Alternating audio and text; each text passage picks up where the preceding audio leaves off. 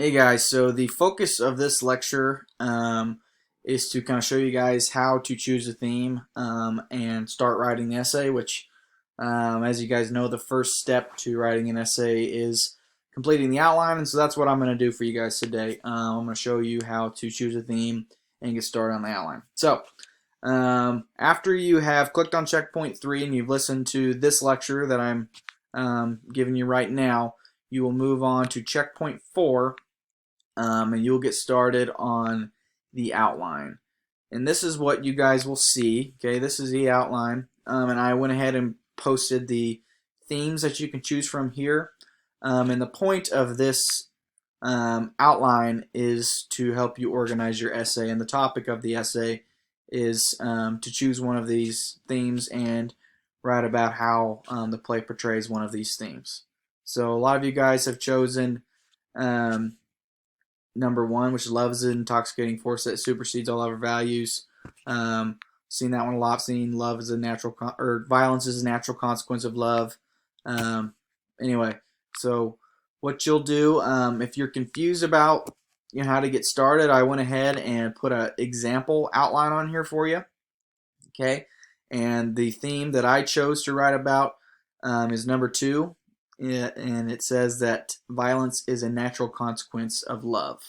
Okay, and so I started talking about how right from the beginning of Shakespeare's Romeo and Juliet, Shakespeare he informs the audience that he's about to tell a story about two star-crossed lovers, and that this is a story that ends with violent tragedy. That was my way of just sort of pulling the reader in. So I just kind of copied Shakespeare and told the reader kind of gave them a quick summary of what the play is about.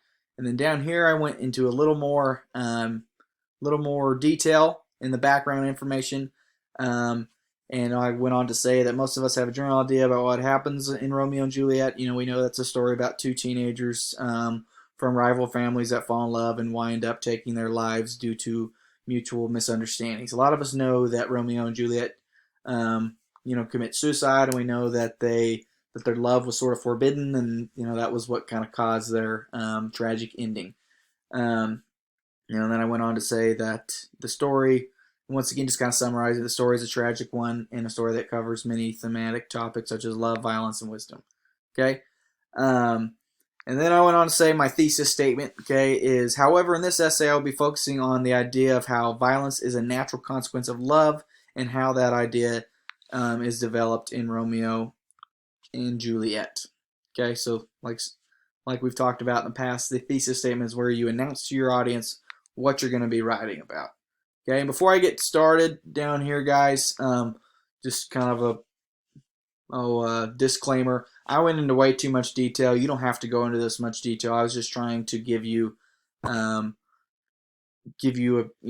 clear example of what I'm kind of looking for. But know that I don't expect you to go into as much detail as I did. Okay, I kind of overdid it. But anyway, so the first kind of how I organized this essay is I just found 3 examples from the play that the idea of love being a natural or violence being a natural consequence of love presenting itself in the play. So the first one that I talked about is a very big, is a scene at the very beginning of the play when, the houses of Montague and Capulet are fighting, and Benvolio tries to break it up, but Tybalt, who is a member of the Capulet family, basically called Benvolio a coward and said, we're gonna duke this out.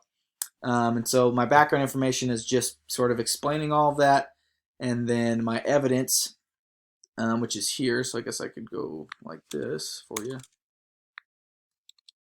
Anyway, my evidence, I just sort of pointed out the part of the scene that portrays that the idea of violence being a natural consequence of love most poignantly, or whatever you want to say. Okay, and that is when Tybalt basically calls Benvolio a coward. So that's kind of what I said there. And then the analysis, I just went into detail about how Tybalt's refusal to accept any sort of peace between the families. That's kind of representative of his hatred towards the Montagues, and his hatred towards the Montagues could be interpreted as a love towards his own family. And so he loves his family so much that he hates the Montagues, which has been a traditional enemy of the Capulets, and so he's just sort of keeping that whole thing going, and that's kind of what I wrote about in my analysis. And this point of the play sort of just sets everything in motion to where we know as viewers that there is going to be no peace in this play. Anyway, my second example is when Romeo and Juliet secretly got married, and once again Tybalt is angry, and he decides to try and seek revenge against Romeo, but Romeo's friend Mercutio fights Tybalt in Romeo's stead because Romeo doesn't want to fight him because he considers Tybalt to be family now that he's married to Juliet. Tybalt and Juliet are cousins, so he doesn't want to fight the guy. So Mercutio fights him instead, partly because he is coming to Romeo's defense, and then partly because he's kind of mad at Romeo for not sticking up for himself. But anyway, so that's kind of what I talked about here, is how once again there could have been peace, but there wasn't. And so let's see. However, the most interesting part of the scene is when Tybalt thrusts his sword underneath Romeo's arm and ends up stabbing Mercutio and killing him. And Mercutio ends up saying a plague to both your houses. So he's saying like, hey, both of you, if you guys would just quit fighting, we might have peace. But of course they won't. So he's saying may there be a plague on both of your houses. So accusing both families of doing this terrible thing and keeping the violence going. And then my analysis was, this scene portrays the theme mentioned above because, like the situation described in the previous paragraph, it is both love and loyalty that caused Tybalt to seek vengeance against Romeo, Mercutio to fight Tybalt, and Romeo to kill Tybalt. So love is what caused all of those things to happen because Romeo ends up killing Tybalt. He's so upset. He's so upset that Tybalt killed his friend that Romeo becomes overwhelmed with grief and ends up killing Tybalt, who he did not want to fight at the beginning of the scene. So once again, these passions of these characters won't allow them to act sensibly, won't allow them to be peaceful. Then my last example, I won't go too far in depth because I think you guys probably see how things are working here, but is when Romeo and Juliet tragically killed themselves. Basically they were so in love with each other that they couldn't act reasonable. They were making terrible decisions, and their overt, well, I guess you could say their obsessive passion for each other is what caused their death.